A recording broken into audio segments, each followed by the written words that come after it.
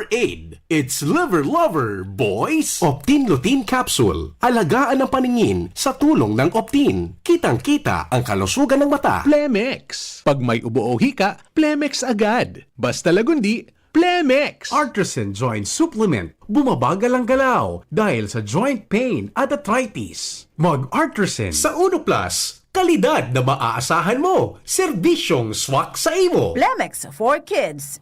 Mommies, agapan agad ang ubo at plemang nakabara. Pambatang lagundi. Plemex! Mga tugang, iskaramusa na sa DCGB!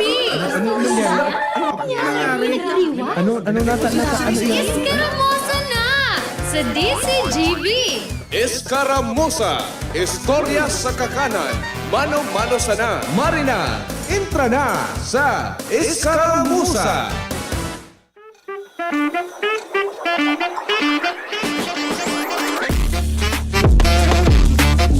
Perti yun ko yan turog-turog mo niya ng mga panahon. Sige ko nga ni aaga. Daan panahon igdi sa sentro kan Legazpi. Very inviting po tabi na magtamong malipot ang palibot and medyo nagbabagsak ang uran. Maray na pagkahapon na po sa gabos na nakaantabay sa indang mga harong. Kumusta po tabi ka mo? Ano lamang tabian sa indong pinagkakabisihan ngunya na petsa 15 kan Oktubre 2025. Nagpuo na po ang mga aktibidad para sa selebrasyon kan kafestahan kan ni Saint Raphael the Archangel. Kasubago na atab su daliwawa procession. Diyan lang iyan sa sentro kan Legazpi. And at siya na pagkahapon, iyo po tabian pagbubukas man kan itong Legazpi City Trade Fair as in night market. Kaya duman sa mga biyaheros medyo bako man yan ni medyo piot. Kundi itong igo po baga dyan sa ampangan kan Ayala Malls Legazpi. So mismong ampangan. So sa may center, ano nga ni Apo Duman? Basta so may nasa tahaw ko yan namis na mga masita. So mismong digdi sa harani sa Ayala, ito po tabian o okuparon kan mga paratinda, almost 76, sabi ni Kapitan Eric Sima Bresuela ka na kauron ko kasubagong aga. And then suduman sa ibong na side, ito po bagang suharani sa may nagtitirinda kay Pinangat ko yan nagtitirinda po kay Pinangat, may mga masitas dyan. And then so papasering man so sa ampangan kan sarong matcha shop dyan po tabi sa nasabing venue. Ito po pag puon alas 5 nin pagkabanggi sa good midnight. Nakunhali ka po dyan sa may rotonda, sa right side iyan. And kung dati, one way lang iyan. Itong sumapasariringang duman sa may parte kan. Ano nga ning, Suranyola building ba ito po yan, Ems? Kung dati, one way lang po iyan. And pag nagpo na itong trade fair as in night market po dyan, i-utilize mo na itong espasyong ito kan mag-inibong na itong duwang klase ng vehicle. Itong supasisering dyan sa may parte kan Ranyola building. And then, suhali man duman sa may parteng Orosite, papasiring po tabi dyan sa may Dunkin Donuts. Itong sumapasiraring man po digdi sa Legazpi. And sabi ni Cap, after man ngaya kan 12 a.m., itong mga paratinda ta dyan, magaharali man ngaya giraray. Pero itong mga tent ngaya, ipig set up ngaya kasubanggi, na halos ngaya inabot kami ki perang oras na pag set up ka ito. Mauwalat nga ito duman. Pero ang haharalion, ito pong mga paninda. And then mabalik naman sila dyan pag maalas 5. And sagkod po tabing alas 12 nin matanga. And ang durasyon po kayan sagod sa Oktubre 25, na iyuman po an ultimong aldaw kung sa imo naka-schedule na fiesta, na aktibidad para po sa kafiestahan kan Legazpi Port District. Kaya, pwede ka mo siya makabakal itong sabi ni Kap Kasubago, halos gabos na mga paratinda po dyan, iyo po tabian hali sa Legazpi City. Itong mga paratinda po dyan anhali sa man iba-ibang lugar, barangay digdi po sa satuyang syudad. Lalo na po itong mga paraoma na may mga produkto po na gulayon, may mga prutas. Dahilan po may gutman sa indang koordinasyon sa City Agriculture Office headed by Ma'am Sheila na. Tanganing itong mga produkto man kan mga paraoma, dahil na mag-aagi sa middleman. Tapos, syempre, pag-arubakan ko yun, sa halimbawa, ngayon, may pananom duman sa southern, ipapabakal ko, or duman ko ipapabakal sa sarong private na may negosyo. Syempre, cost kan transportation ka ito. Kung ang pigbubugtakan pa, air condition, madagdag pa ito ko yun, sa pangbayad ngayon sa kuryente. Tapos, sumabayad pa ngayakan personang matransportar ka ito duman, mag-aaral sa. Doon tendency, original price na nasa hababa.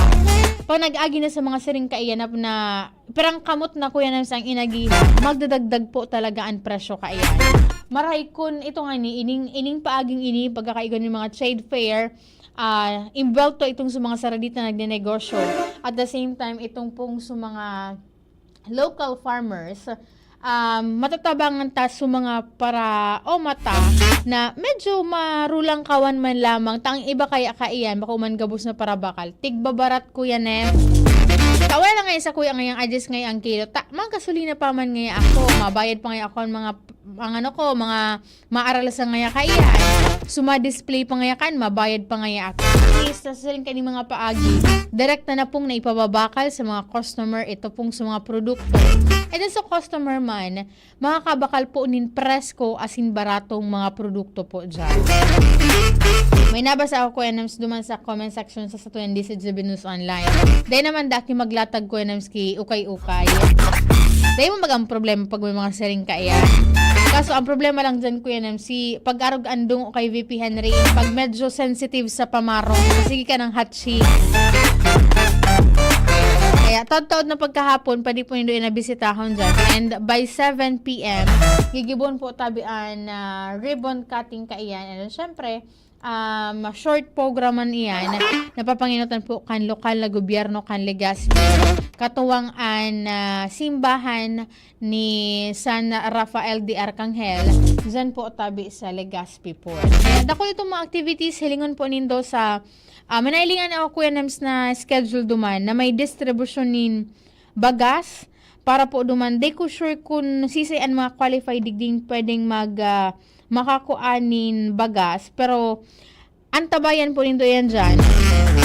Taang venue dyan po sa simbahan kan ni San Rafael po tabi dyan sa Ampangan kan Ibalon Central School.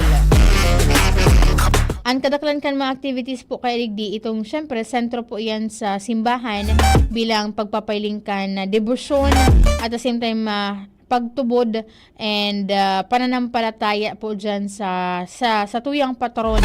Duman ko yan sa Kagbakong. Duman sa Purok 1, kami kaya dyan sa Kagbakong, 7 ang purok. Tapos yan, lang liga ako yan sa iyan na 7 purok na iyan. Iba-iba man ang santo niya kuya So iba-iba po ang fiesta. Ang patron duman sa sentro kan sa Purok 1 kan Kagbako. Iyuman po si Saint Rafael the Archangel. Pero kami duman ko nag-celebrate kami kan fiesta. November day kami kasabay digdi sa and dapat ba ko yan po? Kasabay kan ka-fiestahan digdi sa Legazpi. Iyuman ang fiesta sa nito kan Albay. Naramduman ko dati dari pag may mga nasiring kaning activity, halos nagkakahiriling ko sa posting. Igwamanin na siring kaiyan ng mga aktibidad dyan po tabi sa munisipyo kan nito Albay.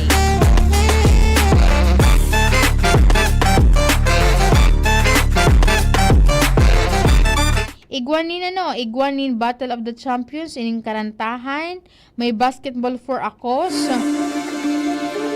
And syempre ining maritime procession na permi man po yan na gigibo. Sir Andy, maray na pagkaudto po tabi sa imo. Sir Andy, turutod taod, may i-message ako sa imong chat. Ano daw, Sir Andy, kung niyo ako ito sa kuyang cellphone, sabi ni Sir Andy, may sikaran po, karate, samo po iyan. Iyan, iyon man agad, Sir Andy, nahiling ko, inidigdi sa schedule po tabi. Sir Andy, may tig forward po tabi ako sa imong message. Message po inihali sa DCGB News Online. Ako, Sir Andy, makapag-attest ako kay Nita. Minsan, pag nagutom na ako, tapos naugak akong maglibot-libot sa mall, mantang naghahalat ako na makabarat alas 5, naghahapit ako rin, Sir Andy, sa tigsan ko sa imong lokasyon. Ikaw duman sa kanto lang iyan kan Ibalong Centrum for Recreation.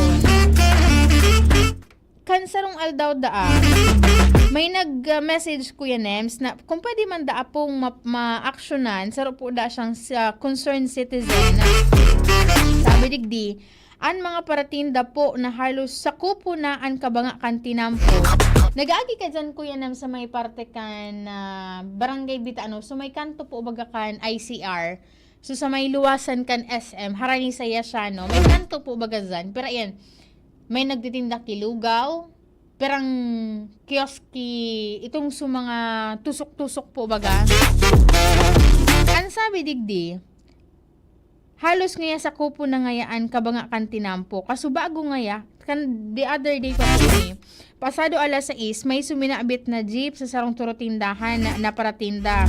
Tig para suryawan da ako yan Nems po sa driver na kung makademand ngaya, bayadan da aso paninda niyang nahulog na juice.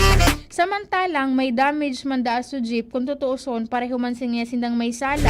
Makahirakon man ngaya sa jeep ta. Bad ngaya may pamilya man nga ito nagahalal. Kan kitaw itong income napaduman sa na ngaya sa juice. Sana po day maulit ang siring po kaining sitwasyon. Message iyan Sir Andy sa sa samuyang page na pirang aldaw ko na ining pig hahalat-halat nanya ko baad lamang nakaantabay si Sir Andy may paabot iyan dyan. Ika na Sir Andy ang bahala ka iyan. Tapos informaran mo lang ako kung rin ka mabisita po dyan sa nasabing lokasyon. Takan sa aldaw, permit ko man nahiling ko si Sir Octavio Rivero kan PSO Legazpi. Nagreklamo siya Kuya Nam sa Kuya Ta. May isa ro da siyang public safety officer na gusto na da ang kulugan kan sarong nasita, agom nga ni kan nasita na nakaparada sa daiman dapat pong paradahan. Ang pangapudan man po kan PSO Legazpi na di man po nindo pag arog kaya na pagpapatakuton, kukulugan an mga personal tapo dyan. Kasi na po nagtatrabaho man sa naguutob kan sa indang mandato. Mahiling ka naman kaan Kuya Nems, may mga comments na dyan sa na ngaya permi, duman ngaya sa lugar. Duman talaga, may mga lugar na permi pong na papasadahan kan PSO. May mga lugar na di manaabot. Dahil ni po baga, inot na baga inibig paliwanag ni Sir na Octavio. Nakulang man nga ni po sa indang mga personnel. Pero despite nga ni ikang kakulangan kan personnel, despite kan di man na iaabot na kan iyan na PSO, maski kan task force kayo sa nila Sir Andy, dapat ko ta na ika bilang tagsadirikan vehikulo ara mo na man dapat yan para magtaga ano man lamang ki disiplina. At the same time iga po baga ki mga order man iga man ki orden ang Department of Interior and Local Government. Naramduman ko kan ako na nasa luwas pa dati pa nakalihis na taon. Nagasabay ako dati kay Regional Director Nuida para duman sa pagkukundutan ng road clearing program. Up to now, padagos pa po tabi iyan na i-implementar. Padagos pa po na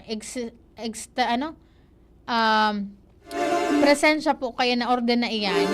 Pero yun nga lang, bibihira na po ang mga barangay ako nagkakahiling na aadaptar, pigpapasunod po tabi yan, lalo na dyan sa may partikan. Ang problema dyan, permi Kuya Nems, pag aga, udto, hapon, dyan sa may partikan, tula-tula, matangan ingay hayak pito na ngayaan na tinampo.